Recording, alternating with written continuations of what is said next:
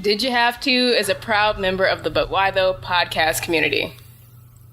Hey everyone, welcome back to another episode of Did You Have To, the podcast where we watch your favorite animations in live action and we talk about them. As always, I'm Kate. And I'm Neysha.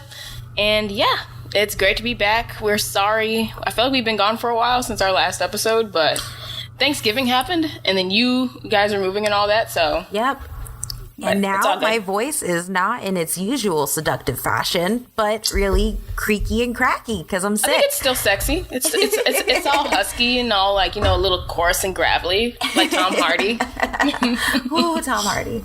I know. Venom is the best rom-com of the year. Just saying. It is. I love it. But this isn't a Venom. This is not a Venom podcast. No, it is not. I almost said Comcast. This is an anime live action podcast. So we're gonna actually give you guys a heads up. We decided we wanted to add in a few like new parts into the show, just because like as much as me and Kate love to talk about like live action anime and other anime things, we kind of want to have time carved out to talk about the anime that we're actually watching right now, or like any manga we're reading, and then maybe that is something you guys, because I feel like people ask us on Twitter, what are you watching, or like for recommendations, and even though I have a show where I give recommendations, and this show is made for that too, I just feel like, why not let us have a few minutes to talk about the things we like to watch and read.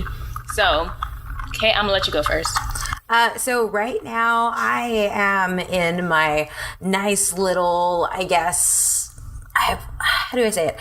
I'm in like, every now and then I want some romances in anime. So I'm watching Toradora for the first time on Crunchyroll right now, and I'm watching Relife. And Relife's actually really interesting and fun. I don't know if you've seen it, yes, Neysha. I have to finish it. It's so good. I'm like halfway through that one. I think I'm like 16 episodes into Toradora, and I really, really like it. Like, if you haven't watched Toradora before, it's essentially these two people who end up living next to each other. The guy ends up taking care of the girl, and then they end up trying to help each other get with their respective crushes, which aren't each other. And over the course of it, end up realizing that they actually love each other.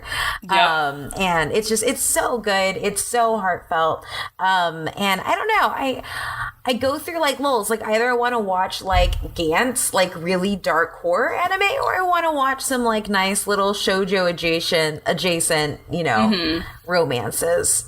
Yes, I like that. And I love both of those things because, Relife is definitely a really good one. If you like Game of Thrones, you're going to like Relife. I feel like, or I mean, maybe that's a stretch. Not too much. If you like shows that have like that magical fantasy aspect, like dragons, elves, wizards, all that stuff, and then someone from the modern world is thrown into it, you're gonna like it. I think we're talking about different animes. Are we? My bad. Oh, yeah. Shoot. So in Relife, it's a guy who's essentially a NEET. Like, he has no job or anything. He's living off of his parents. Oh. And then he gets somebody from a corporation comes up to him and says, hey, you are perfect for these tests that we're running. And it is a pill that he takes, and he gets made to look 15 years younger. And he goes and relives high school over again. Okay, my bad. I was confused with the other one, and it has like the Relife.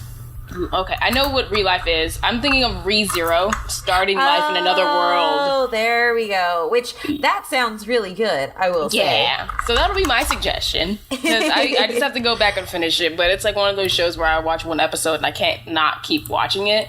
But this is in my queue. Yeah, it's good. It's real good. It's great. So yeah, sorry to interrupt. No, that works. I learned a new show today, so. Yeah, it's awesome, yeah. But like, I'll just go into mine then. But basically, this boy, he's like a regular high school student, and he's on his way home from the convenience store, and then he's transported into another world. And like, I think I got like 15 episodes in, and they still never explained why he got transported. But I'm just like, I'm cool with it. It's fine. But it's cool because when he, like, and this isn't a spoiler, he dies and he starts back over again from like the moment where he like gets back into, so it's like Groundhog Day. And that's he, really like, cool.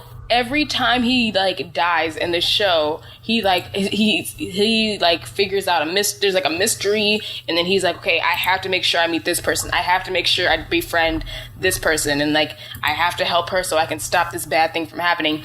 It does have that bit of a harem trope where like all the girls are in love with him, but you also get a lot of badass women characters. So I'm gonna let it rock. So that's great. So that was like the anime. Yeah, and then as for manga, I'm still trucking along with Yakuza no... The Promised Neverland. I'm not going to butcher anything today. And it is... I think... I talk about it any chance I get, but basically, it's a... The book is about... The manga is about these kids who you think are just living in an orphanage with their caretaker who they call Mama. And all the kids have ever known is that they're raised in the orphanage until they turn 12, and then they're adopted by some family, and then like they all have a good send-off, and like they all love each other, and they treat each other like family, and they have a happy life together. But spoiler, and it's not so much of a spoiler, the children are actually growing up on plantations that are meant to grow them so they can be food for demons.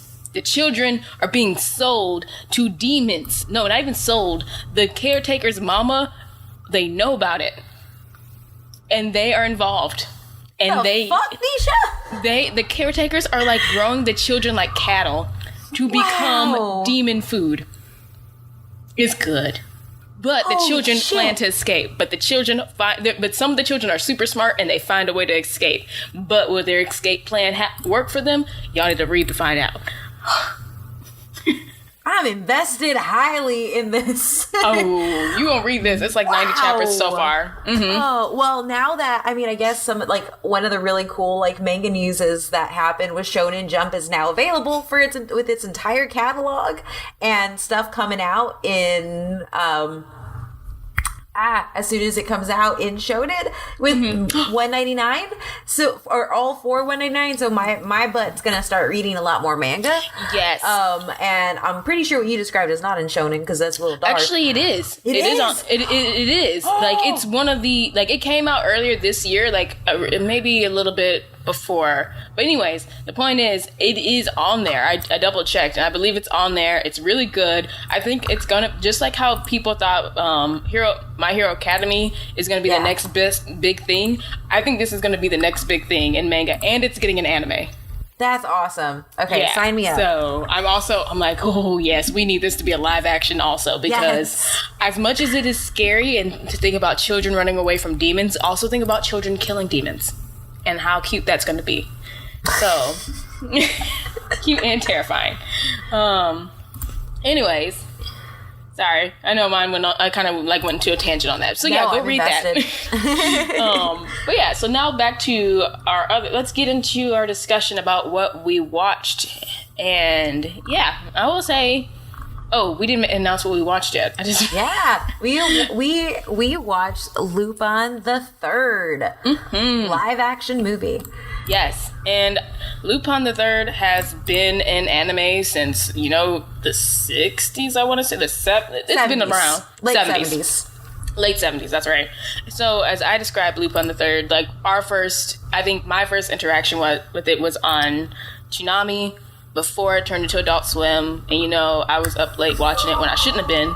And I was like, what's this show? It looks like Scooby-Doo, but more adult, which it was, and problematic, which it was. But I've been hooked with Lupin III since, and yeah, so that was my introduction. What about you? Yeah, mine was definitely Lupin III on Toonami, like with a lot of animes. Anime is in and of itself both a singular and a plural, right? I do that all the time too, yeah. It's just say anime is a plural and a singular, yeah. So, like with a lot of anime, I got introduced to it on Toonami, and I liked it a lot when it was on Toonami. But now I actually have a heart. Like, there are a lot of Toonami anime that I'll go back and watch. Like, I can't wait for the Yu Hakusho OVA that's coming out. But like, I couldn't do that with Lupin, really. I don't, and I don't even know if it was so much like, you're 100% right with the problematicness of it. But I don't think that it was so much that as it was like, I don't know, like, I've never been 100% 100% into like the 70s spy stuff, which this heavily is. That being said, Castle of Cagliostro, which was the first movie that came out in the late 70s for Lupin, is something that I will go back and watch. And that was where Hayao Miyazaki actually got his start. So, well, and it's also very much like, as much as it has that like 70s spy kind of like feel to it, it also, Lupin is very much like, you know, he's in the anime, he's supposed to be the grandson of the gentleman thief Lupin, I cannot say, Arseni. So he's like supposed to be his grandson. So in some iterations, he's really supposed to come off as like this gentleman thief. Exactly. But at the same time, he's like the most problematic character. So like when I go back and I watch like the 70s ones like that are on Hulu, I'm like, yeah, it's not always that good. Like there's really bad, but it's like that good bad. But I do like the latest iteration. I think it's Lupin III Part 4, and they've updated it a lot. And it's like he's in Italy, he's going around stealing things. He's like there is this woman who falls in love with him, and they get married, and I guess they're still legally married. Yeah. But she's like, think of Tony Stark as a woman. Like she comes up with these gadgets and stuff, and like she's like, I just want to be a great thief like you. I'm like, I don't love how much she's in love with him, because I'm like, girl, you can do whatever you want. You're rich and you're a thief. I love it. And it's like Catwoman. But it's just kind of, it's really cute. So I would say, the more updated ones I would say are like my more favorite ones. Also, I like that whole spy heist thrillery stuff. I mean, and I think a lot of it is, and this actually may be an easier way to put it, is like I do know the newer Lupin the Third stuff, like in addition to like what you just said about it being really, that actually sounds really cool. The animation just looks better. Like I have a really hard time watching like 70s animation. Because it's just really like, it's a step above Speed Racer. That's all it is. Right? And it's still bad. It's still bad. And then with the new ones, I think stylistically, it just looks better. Like it still has like it has like the heart of what the 70s animation looked like, but it's cleaner and more concise. Kind of the same way like Devilman Crybaby, like it's really living in that old style of animation. Yeah. But they bring it up to where it looks crisp and clean, and I can get behind that. Exactly. That's a perfect comparison there. So yeah. That was our introductions to them. Like, I still find myself, like, going back and watching Castle of Cagliostro, but I will refuse to watch the Netflix dub. It's terrible. They call Lupin Wolf. That is my biggest... Why would you do that? It's just, that's not his name. You call everybody else by their name. I don't... Well, let me not say that. I feel like they call Jigen something else, and I don't like... I don't like it. I just don't like it. It's just bad. It's very bad. But anyways, let's get into this one. So we watched the live action adaptation that came out in 2014. Yep. If I'm not mistaken. And I would say, like, as we've said before, this film, like, Lupin the Third is probably one of the most problematic things. Like, watching it in, like, our present day eyes. But this show, like, this live action adaptation really did a good job of not making Lupin a perverted... problematic person. Like when I think of problematic, you go ahead. Like they did it.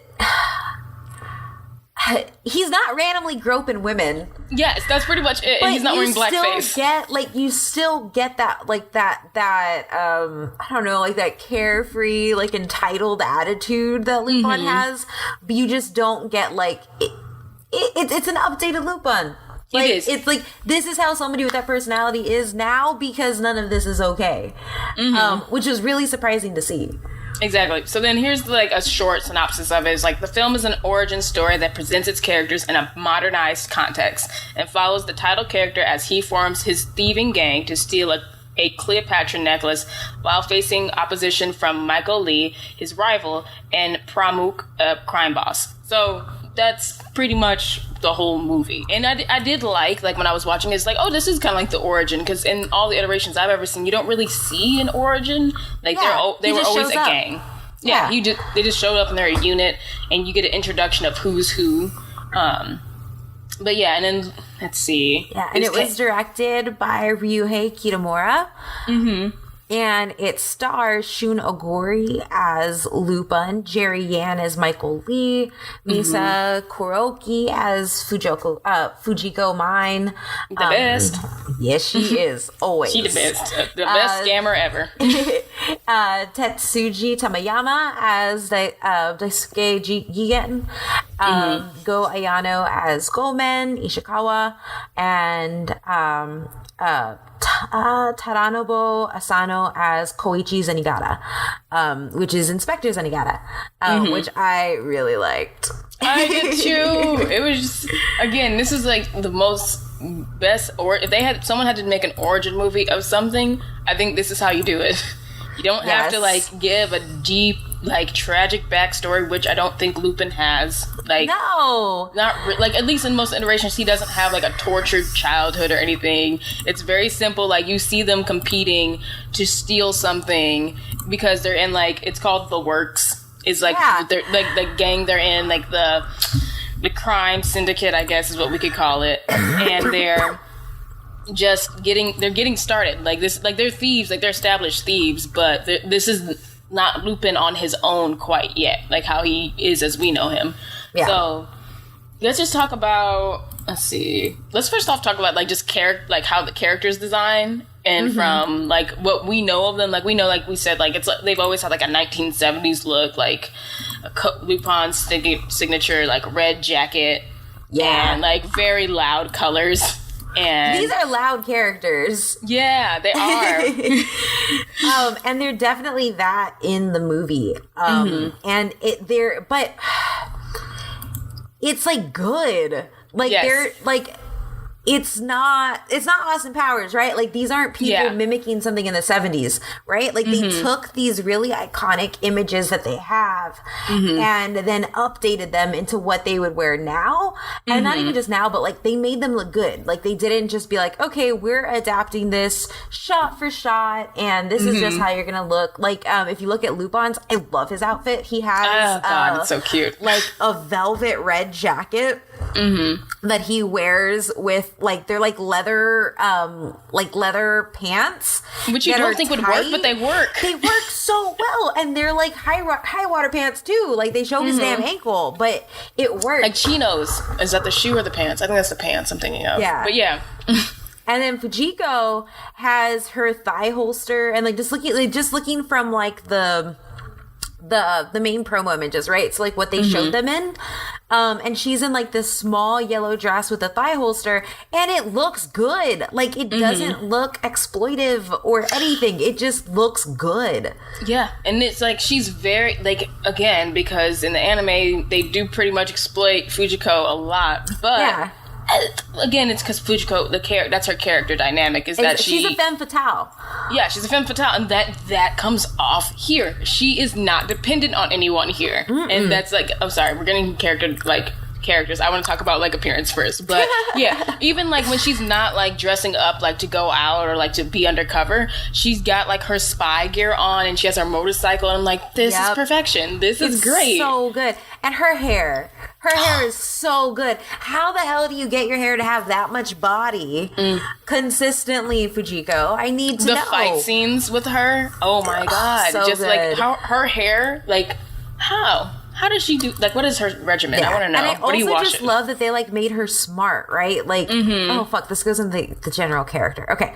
We're almost there. We're gonna get to it. Yeah. And then Jigen is one of my favorites because there's been so many characters, I think, in anime that have been adapted Jigen's like look and feel or attitude, and I feel like he is the alpha and omega of that silent, tough gun guy. Yeah. So like this is the thing. So I know that the creator of Cowboy Bebop based Spike Spiegel off of Lupin more so, but I see Jigen in Spike more than I see Lupin. Exactly. 100%. Because it's just like, he's just like this sharpshooter guy, always has his hat on, and he's always like giving Lupin common sense advice. It's like, don't trust her. She's like, she's a scammer. Like straight up, like he don't care if Fujiko hears him. It was like, we can't trust her. Stop trusting her. Yep. And it's just, it's perfection. It's just everything with him and Jigen and Lupin. Any of their interactions are great. Dang it. Okay, we're almost there. We're almost done. But Jigen looks perfectly like he's out of the anime. But Jigen's look works from like the 70s to now with like his gray, dark blue navy suit and his signature hat. The fedora, that's what he is, and his gun, and just being quiet and speaking when he wants to speak. Exactly, 100%. And then there's Goemon, which I just want to know. Goemon's hair was just, besides Fujiko's hair, had the most volume of them all. Oh, he had what is your conditioner? What is your regimen? Like, how do you keep your hair like that? Like, you're living in the woods. It's like a traditional samurai lifestyle as he's chosen to live. And but Goemon looks perfect too. I think, what was the one thing? I don't think I really had anything about him. Like, he was Goemon, just like in the anime. He's like, he doesn't speak much and speaks less than Jigen, but like very much is just quiet and there and shows up like a ninja because like, oh yeah, this is why we need this guy. Just he was just really good. Like, his gi was really close to what it is in the anime. I mean, I would also say, like, overall, from a costume perspective, like, kind of like how I brought up, like, the animation style for Lupin is really rounded, and so the hair just looks really big on the characters in the anime and the manga. And so to be able to replicate, I think they replicated it really well in the live action, where you get that sense of what it should look like in the anime while also not being a bad wig. And we've seen a lot of bad wigs. Yeah, they have. Yeah, we have. It's been terrible. But I will say I don't think I saw a bad wig in this one. Nope. And before we forget, we can't forget about Pops. Yeah. Inspector Zenigata. Yep. Just that person who designed him just deserves an award because they did a really good job. Like, I mean, it's not that hard, a trench coat, a hat, but it just, like, it didn't look dated with other people around him. Yeah. Like, you know, I would feel like if somebody tried that, usually if someone tries to make a character like that today and they put someone there, he would look like he stands out, which he does, but he doesn't look awkward. Yeah, because it's like one of those things, like, he has like that classic, so whereas everybody else kind of lives in this really like fast-paced like 70s spy thriller like looks, like really out there and stuff, like he has more of like that noir, like that, like the spy noir look where he's like Dick Tracy or something like that. And so he usually stands out in like amongst, like in the anime amongst the other people. And I think you're right, he could have stood out really bad here because it's really simple, but it looks good and it works with everything else. And I think like ultimately the best job that this movie did was it made their costumes reflect the personalities of the characters in the same way that the anime did. Yes, like we know Lupin is suave and smooth, even though he's goofy, and it's like that comes through. And then like also including like little gadgets in his suit go a long way.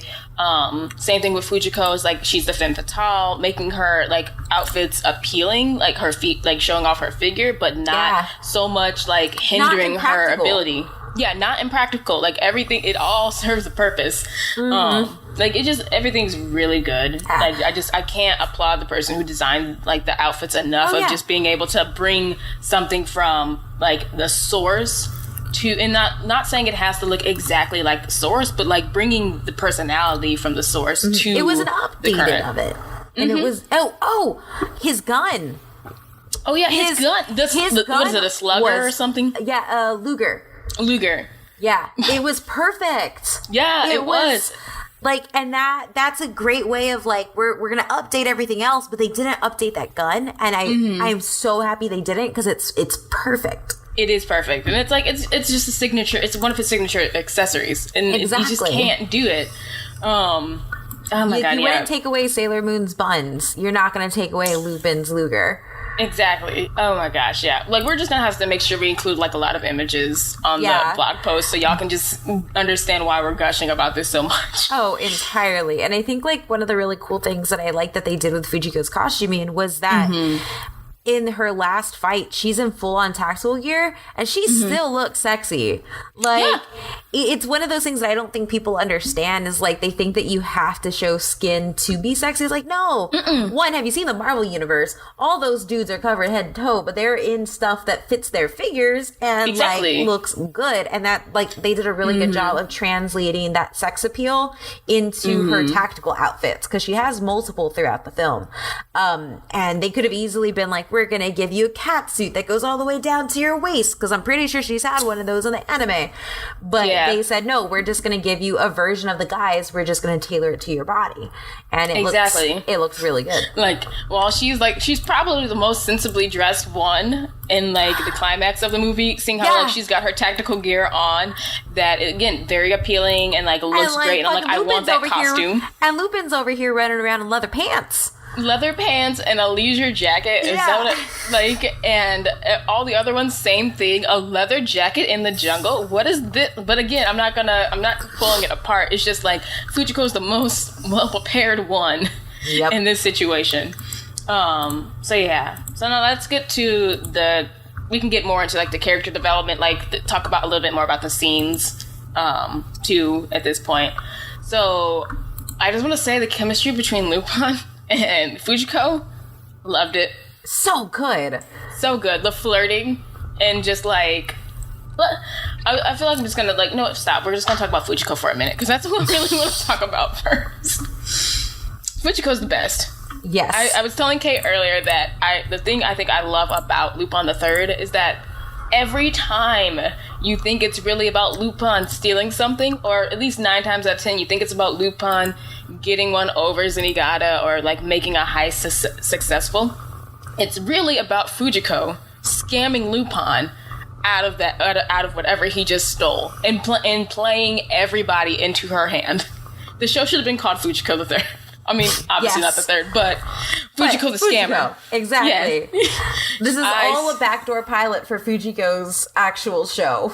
Yeah, which they did make an anime about Fujiko and her backstory. Yep. I haven't watched it yet, but I'm gonna. But I like that about it, because it just always showed how capable she was, and how she was really truly, like, always plotting behind everyone. And I like that in a character, especially in a female character, I should say, of just, like, she allies with Lupin. Like, obviously we know that there's a deeper thing there, but it's, like, definitely she is always looking out for herself, because she understands as a woman she has to look out for herself. I think that's great. Yeah, I mean, I think that's something that they do really well in the movie. It's kind of like all the guys, like, you can see that she has to look at the world a different way than the guys do. And it's really present. And it's present to a point in the anime. And I think in the movie, I think you're completely right. It does a really good job of showing her is, like, she is a self-preservationist because she has to be. And it just so happens that that's how she ends up saving guys, too. Yes, exactly. It's just...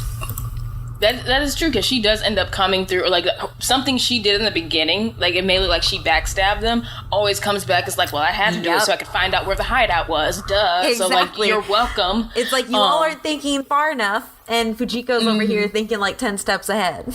Exactly, and I think it's a credit to, like, seeing how a female character, like, we don't always get to see them behave that way. Like, I'm thinking of stuff like, I just saw Widows.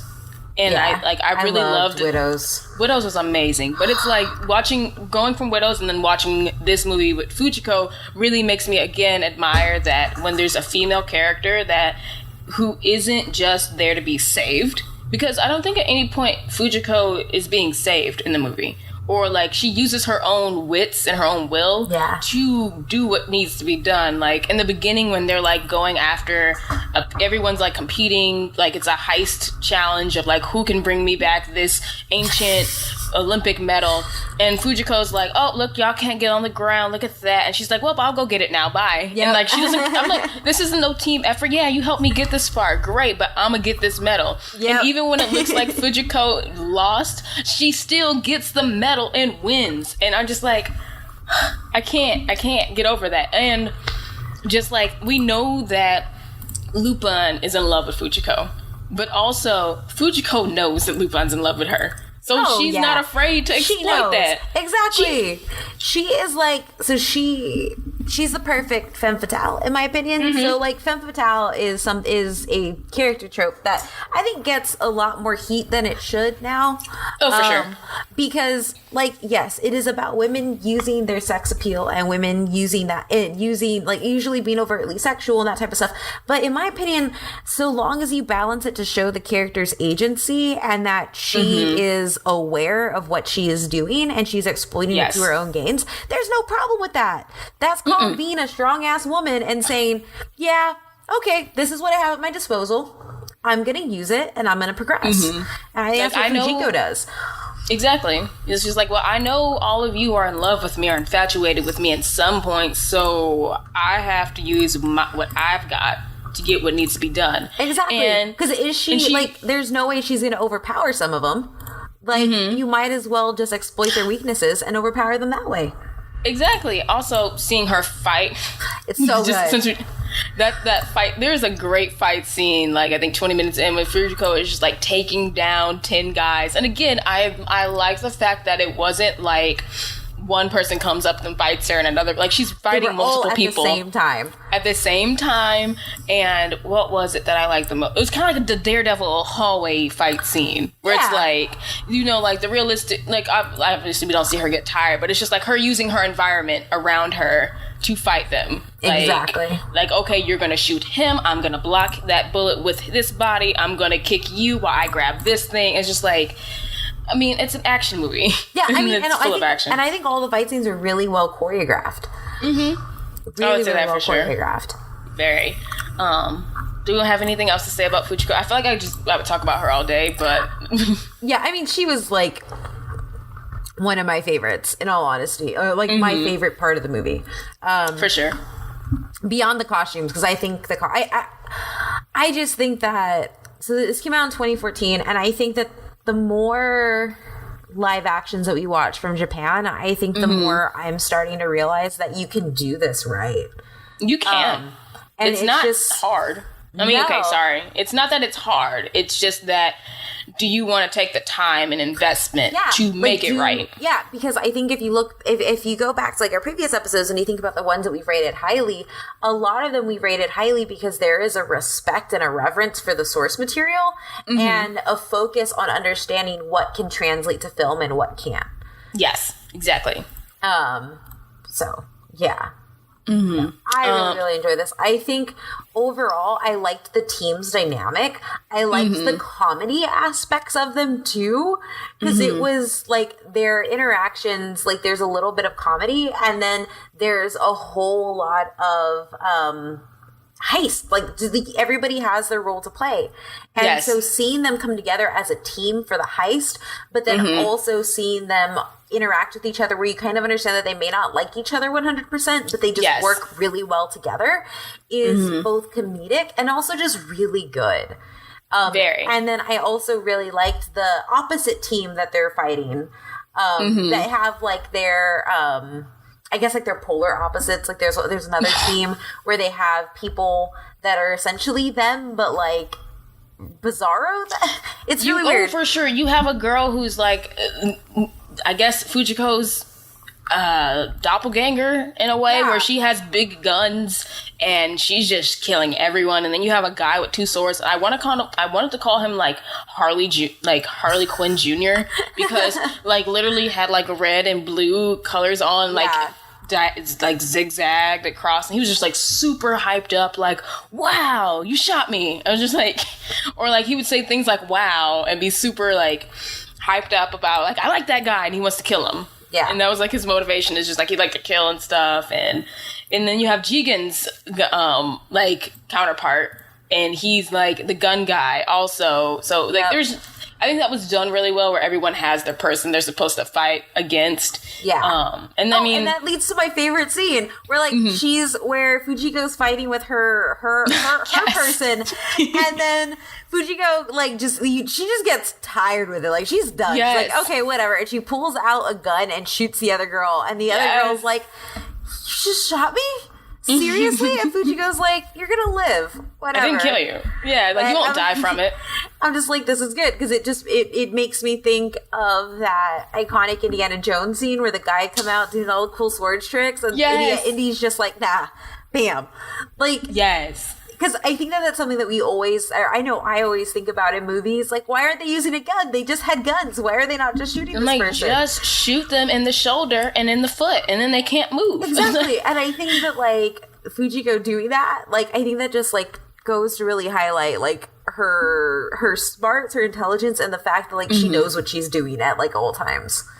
Ew, for sure. And then, like, there's, like, the scene where Goemon is fighting the guy with the two swords. Forgive me, I don't think they ever said his name, but the point is, like, you see him doing all this stuff. And, like, their fight scene could have been dragged out like the fight scenes we saw in Kenshin, but it wasn't. Thank God. It was really just to the point. Goemon split that man in half, and that was it. Like, after, like, I think a few shots back and forth between fights that were going on, and then that was it. And I'm like, thank you. That didn't have to be like a whole 30 minutes worth of movie for it to be over.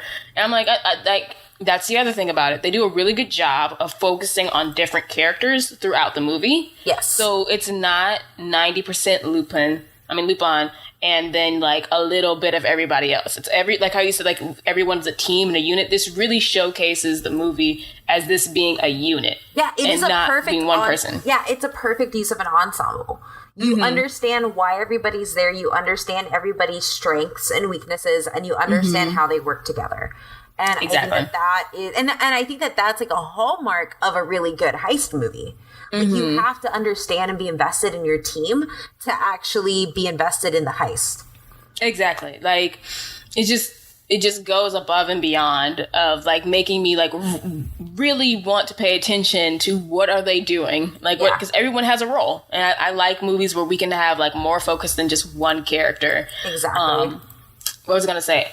Oh, sorry. So to finish my thought, because I went straight to talking about Fujiko and, like, forgot about it. So just a few of the other, since we talked about, like, the interactions, I definitely love Lupin's and Fujiko's interaction. Like, you can, like, what was it? When she calls him over to talk, and, you know, she's, like, setting him up to be arrested, and this is when he's, like, introduced to Zenigata. That was, like, my favorite part. So, like, out of all the character interactions, their, like, fight, dance, sexual tension thing in the hotel room is I'm just so like, just good. Kiss. Just kiss. I'm like, just kiss. Do it.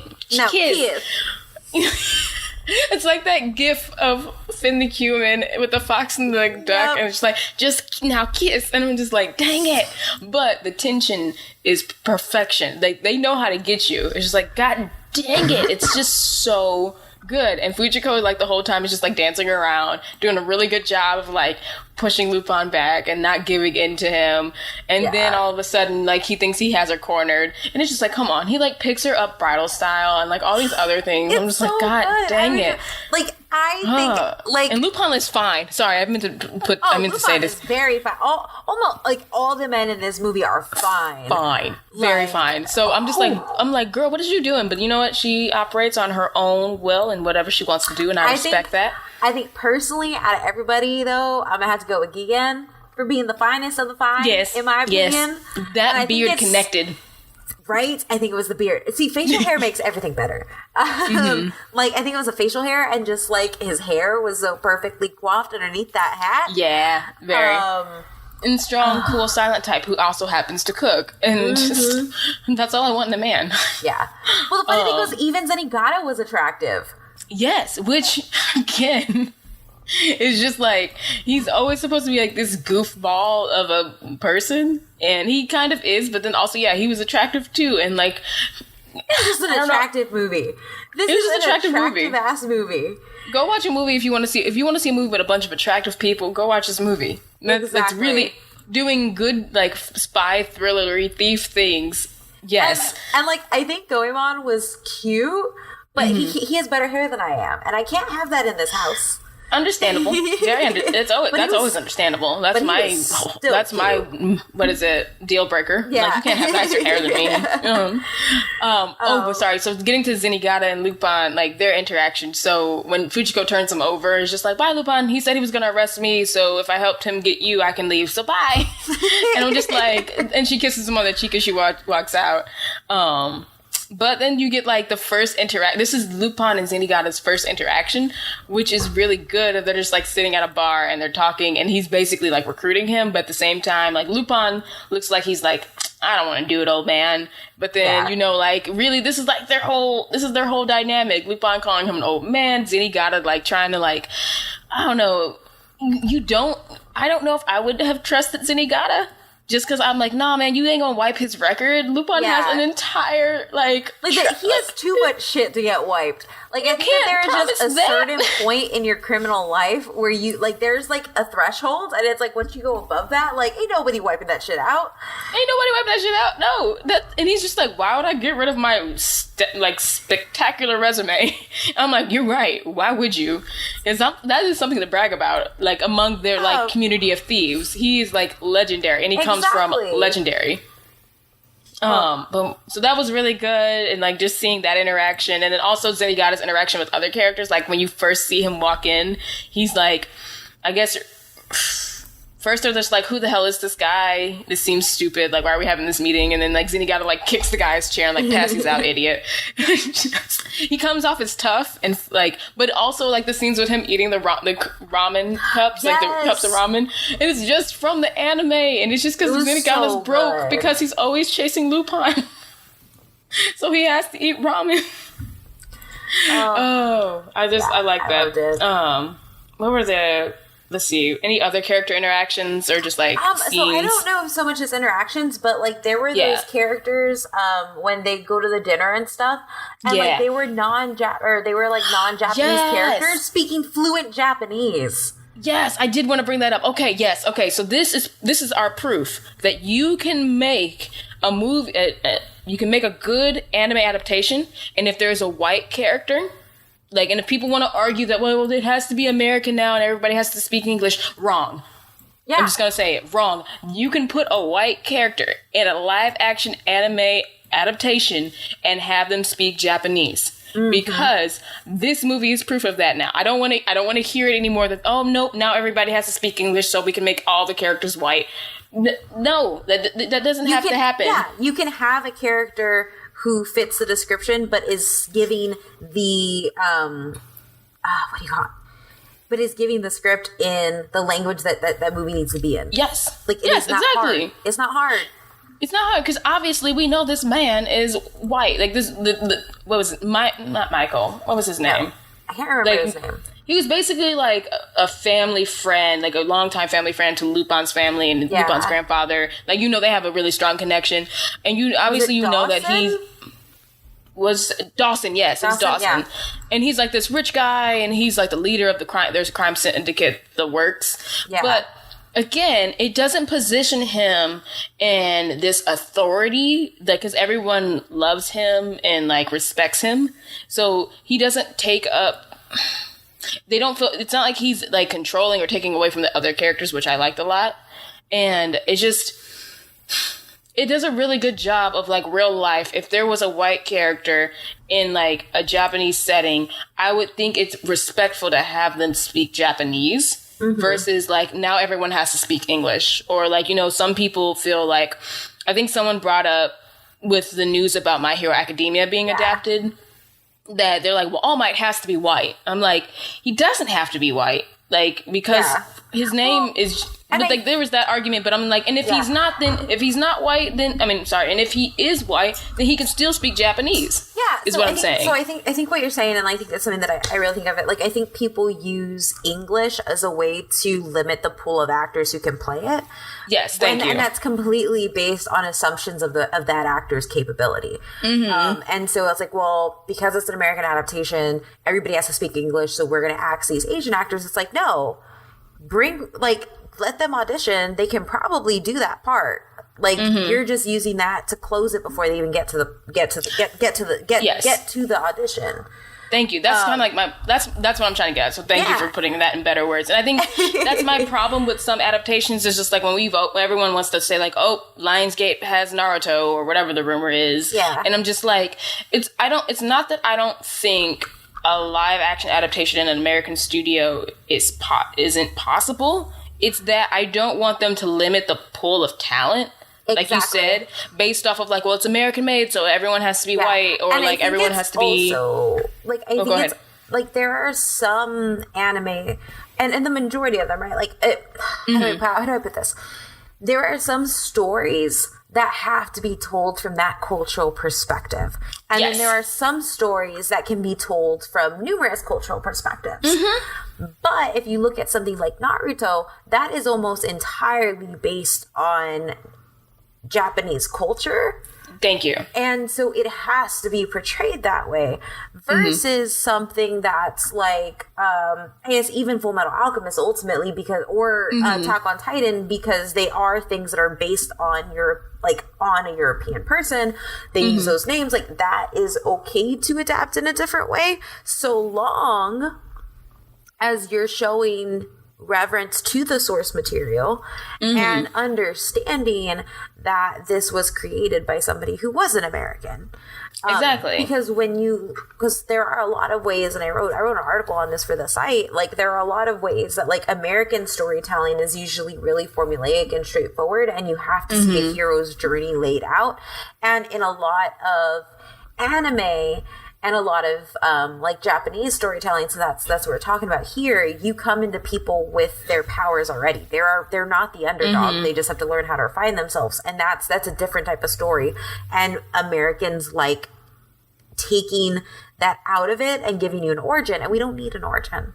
Yeah, and this movie was an origin without an origin, really. Exactly. Everyone has their skill set. We know everyone's equipped, but like we're given the plot to showcase all of that without them having to go through some deep backstory tragedy. Exactly. But yeah, I think ultimately, like, I don't mind if All Might's white. Like, I think just because of how he's drawn in the anime, but at the same time, like, if you're gonna say that he has to be, then like you have to like look, well, who are you cutting out from potentially being that role? Yes, and does the source material actually warrant that, or are you just saying this because the guy is blonde and does Texas Smash? Like, is there actually and that's kind of, to wrap this rabbit hole up, or whatever, to plug up this rabbit hole. That's kind of like my point, and it, like, Kate just does a more awesome job of explaining it. It's just like, that's my fear with most things when it's like usually live action adaptation, and then like when we found out about Death Note, like, should have never been what it was. But sorry, I'm not going to go down that either. Our points are... We have an episode on it. You can go listen. Yeah, y'all can go listen to it. My point is, it's just like, this movie really showed that if there is a character that... One, I don't think Michael ever existed in the anime, as far as I've ever seen it, but you can put a non-Japanese character in a movie and have them speak Japanese, and it's completely fine. And it doesn't mess up the story at all. It's normal. Like, and that's how life is. If another person who's non-Japanese, but they can speak Japanese, is in a movie where the setting is in Japan, or like in like whatever country they're in, that the majority of the characters are speaking, that is how it works. Just like how we have movies where, like, I guess like they'll go down to like Fast and Furious, like everyone is talking English everywhere, just like fine. And then, so I'm like, I'm sorry, I'm going on a tangent. Kate explained it perfectly. No. I mean, it makes entire sense. Like, all of it just goes back to this idea is when American property takes it over, there's a narrow view of what an American character should look like.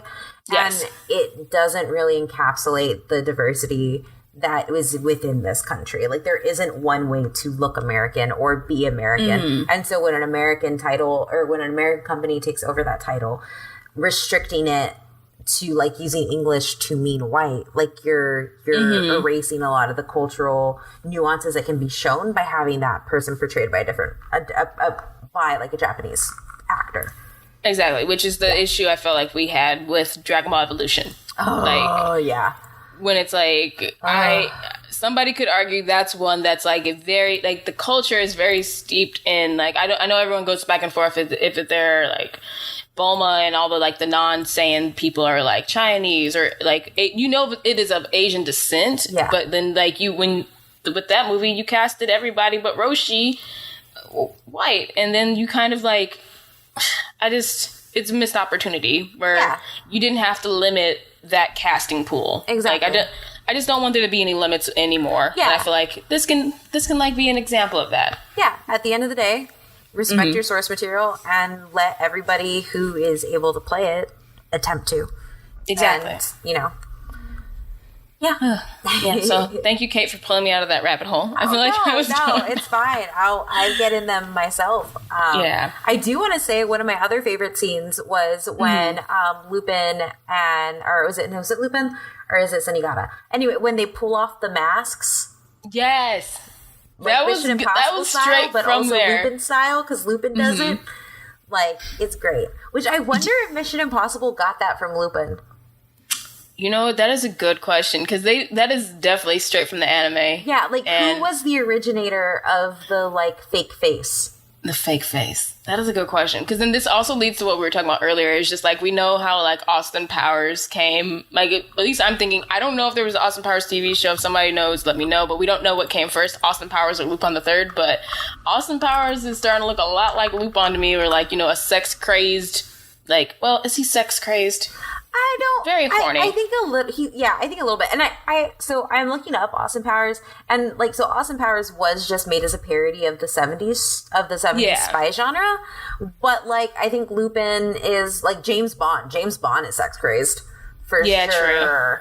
So they all are just like not piggybacking, but like they're using the tropes. Yeah, using the trope from James Bond. But I think it was just more of, like, the loud colors and, like... Yeah, I think that's more like it. Yeah, I think those two definitely fit with, like, their loud characters. Yeah, very loud. And you're like, how are you, like, this awesome, amazing thief person, like, genius? Yeah. And then how are you this genius spy who saves the world? Like, stuff like that. It's just, like, the wacky characters are actually, like, the heroes. So, yeah. I like that connection there. Yep. So, let's see, was there anything else? Oh, so this movie does have a lot of original characters that are, like, really just a part of this movie's plot, which I liked because everyone doesn't have to be, you know, the core group, but these side characters do a really good job of shining through. Like, I'm still confused if Pierre is Lupin's nephew or whatever. I thought he called him uncle, but maybe he was calling Michael uncle, and that was just the translation. Too sure, in all honesty. Yeah, I wasn't. I mean, I think Pierre is just hired by Lupin. I'm just gonna go with that because I might have just misread the translation when he was calling someone uncle. So I thought that was cool. That like Pierre's like this genius hacker kid, and like you see that like obviously Lupin knows he can't do everything, and then that's why he has he's hired people, or like he has other people in his gang working with him. And then there's Michael, who is like the adversary, but then they work together. I found the first Lupin live action. It's called Lupin III, Strange Psychokinetic. So I wasn't crazy. So this is an actual thing. Strange Psychokinetic Strategy, yes. Oh, girl, this is... Whew. It looks terrible, I know. Oh. That is the one that I think like gave me straight up Austin Powers. 1974. Yeah. Oh my god. So I feel so like Austin Powers came out in the 90s, so obviously like this was first, but I definitely feel like you're right on the money that like when Mike Myers was doing his research. Yes. This thank you. This is what I think he looked at. And it just looks so bad. Like Fujiko, I mean, I would think I would just want to watch this to see like how is Fujiko character in 1974, but Lupin has like an ascot and a super white suit, and Jigen has on a terrible hat, and smoking a cigar. It looks like a crazy, very big parody. Yeah. So I think. Oh my gosh. Yeah. So I think one of the. Sorry, you go back to what you're saying. Sorry, I just saw that picture and I was like, no, this is what you were talking about. This is exactly what you were talking about. Oh, okay. What were we talking about? Dang it, I forgot. Sorry, guys. By the way, there is an Arsène Lupin movie as well, live action. Which I think this movie just made me want to go more research into Arsène Lupin. I don't think it's going to be I won't be as interested as I am in Lupin III, but still. I don't know. I just think that's always been like a cool connection with the character overall. It's just like, we need him to be related to a famous thief. This guy who is in Sherlock Holmes. Yep. Let's make this character relatable. So yeah. just interesting. Oh, shoot. What were you talking about? Oh, the side characters. That's right. Michael was the kind of the antagonist, but then they teamed up. Not to give too much away, because I think you guys should go watch it. I'll tell you where you can go watch it. You can find the DVD and all that. What else was it? Michael was... I liked him. Like, I didn't really care about the character that much, but like, I think it was like a good adversary for Lupin. Yeah. He played his role and everything, and I don't know. I feel like that was it. No, I agree. Yeah, that was pretty much it. And then, spoiler, he dies. Yeah.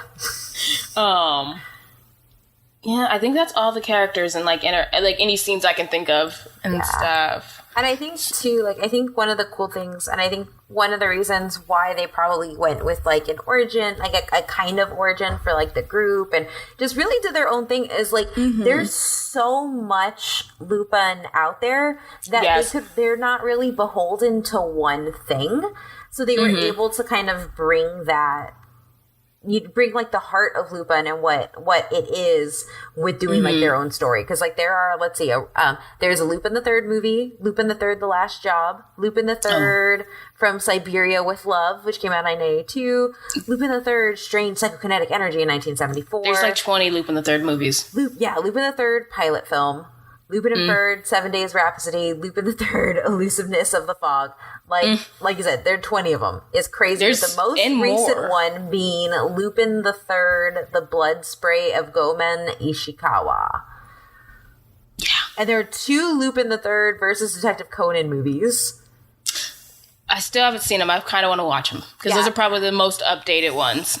And then there's also like Lupin III, Gigen Daisuke no Pohoyo, or no Poyo, which like essentially at least from what I'm looking at, like there is a Lupin III movie for every single character in Lupin III. Oh yeah. So like, there's so much. I mean, like, to your point, they could have easily taken any episode of Lupin, dragged out the story, and made it that movie. Yeah. Like, because all the movies are essentially a heist. I mean, sorry. They are all a heist, and then there's like... And Lupin is really, in a way, kind of like Batman, where he's like, even though he's or Robin Hood is probably more appropriate, except he really steals for himself. He only takes from the rich people, which is what I liked was said in the beginning of the movies. Like, we never steal from the poor, we steal from the rich. And I'm like, yeah, you still like that makes you instantly like the character better, because like he's not stealing, like robbing from a mom and pop place or like taking people's like savings or anything. He's literally like stealing from like gangs of people. Like, there's a scene which is iconic because I loved the Fiat, the little yellow Fiat they're driving away, and it's straight from the anime. And like, there's just like the running away with bags of money they just stole from like what I'm assuming, because there's all those guns around, it's just like gun dealers. Yeah. And you just see him running away, and the money is like flowing behind them, and they're just like, they're laughing about it, and they're just getting in the car, and like money is flying out the window, and then that's classic Lupin. It is.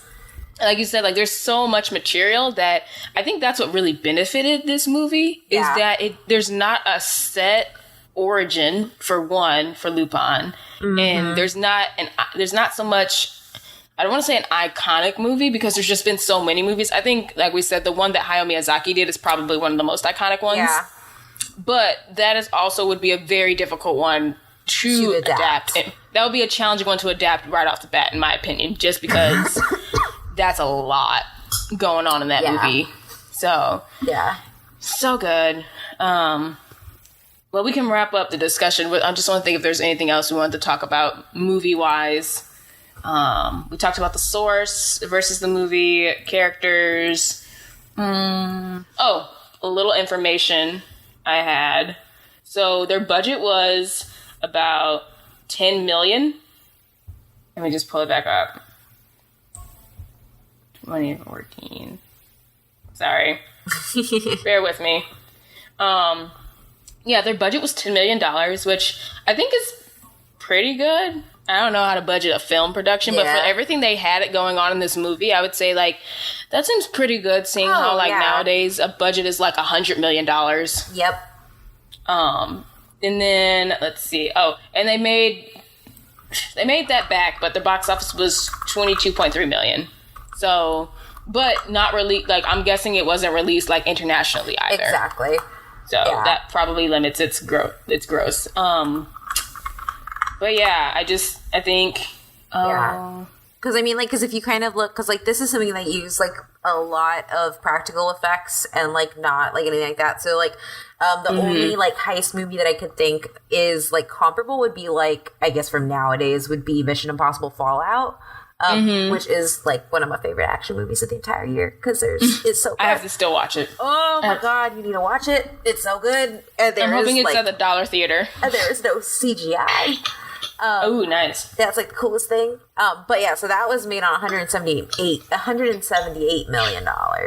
Oh, nice. And that's like a bottom budget versus like a $300 million budget for like Black Panther or Infinity War, where you're gonna have like all this extra stuff. So it seems like they made it like on a pretty low budget, but then again, like that's also like using American budgets for Japanese film.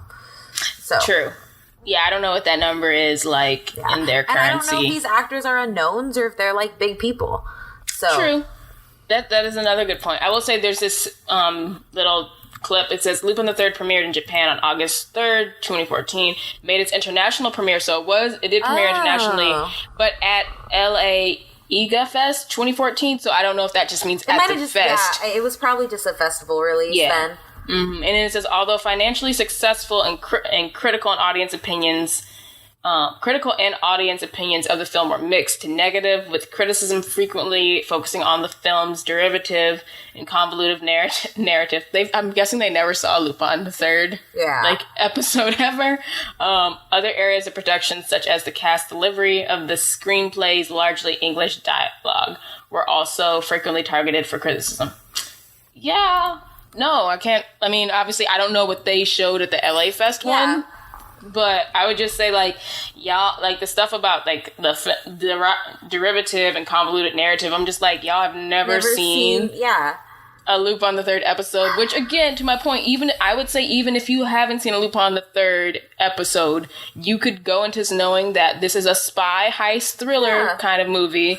Yeah. It's going to have a convoluted narrative. Yeah, well, and I think that's something that, like, is kind of frustrating me when it comes to, like, a lot of critiques now. It's like, oh, we've seen this movie 10 times before. It's like, it's a genre.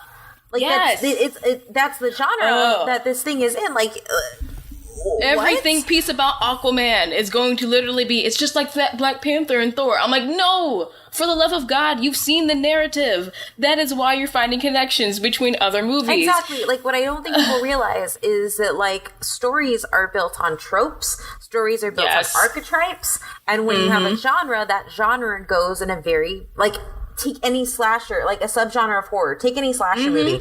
I can tell you how it's going to end. And guess what? I'm not going to dock points for that because that's literally the movie that it is made to be. Exactly. Oh, it's so fresh. That is like my biggest problem with film critics right now. Like, not every movie is going to be revolutionary.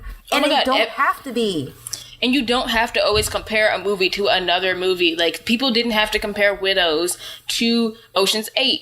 Yeah. Like, there's just, because it's a movie about a heist that's heavily female, I'm like, oh my God, you can just criticize it about the movie.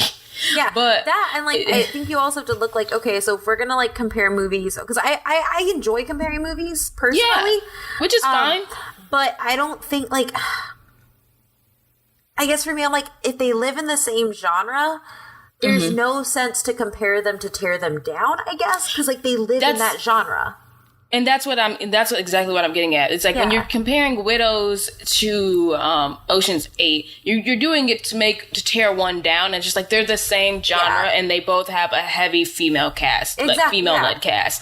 But then then the same thing goes for what people are probably going to say about Aquaman, or what they've been saying about Aquaman compared to Thor and Black Panther. Yeah. Like, y'all, it is a superhero show. It is a superhero movie. We can make multiple connections across different franchises where the superheroes, like, yes, Aquaman probably does look like it takes from Thor and Black Panther in the sense that it is a magical hidden kingdom and he's like this super powered demigod. That is it.